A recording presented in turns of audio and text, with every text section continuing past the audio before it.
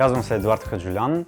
Фасилитатор съм на американското обучение Leader Effectiveness Training за надграждане на лидерски умения, което го има 60 години насам в над 50 страни. Най-ценното за един лидер в това обучение е как да се справя с екипа, как да направи атмосферата в екипа споделена, така че всеки да може да си казва мнението и заедно да минават през проблемите по-лесно. Това обучение е за управители на фирми, хора на високи позиции, за мениджъри, синьори и тим лидери. Сертификатът е признат в цял свят, тъй като това обучение го има в над 50 страни. Знанието от това обучение дава на хората възможността те да минават по-лесно през трудностите в екипите, в работата, в ежедневния живот на работното място.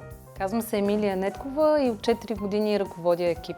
Различното от други обучения, на които съм ходила, е отворената дискусия и възможността да споделя проблемите си в една сигурна среда.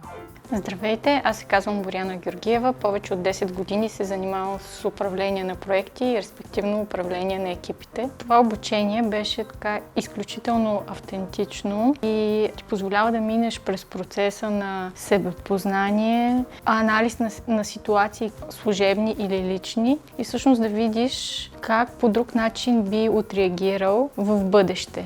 Казвам се Николай Червенов и съм главен актюер в БНП Париба Кардиев.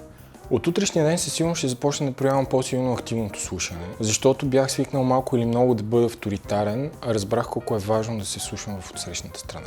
Казвам се Анелия Червенова, занимавам се с мениджмънт или управление на проекти по-конкретно. Това обучение беше различно. То ми даде възможност за отработването на реални ситуации, както работни, така и ежедневни, в една безопасна среда.